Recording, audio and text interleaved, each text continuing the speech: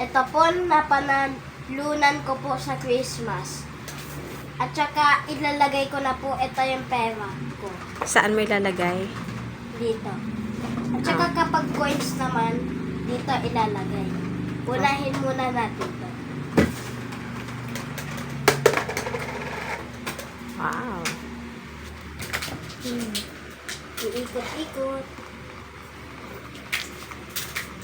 Wow, galing ah. Next naman yung mga tatlong 100.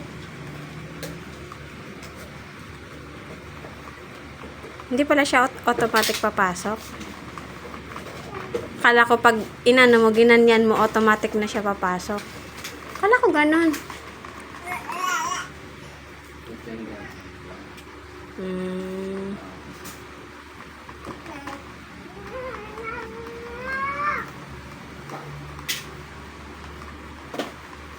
Wow, galing naman yan. Yan na po. Nakalagay na po. At saka yun.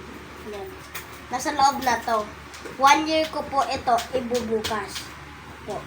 Sa next po. December. Next December. Okay, bye-bye. Bye-bye. Thank you sa mga nagbigay po. Thank you po sa nagbigay po.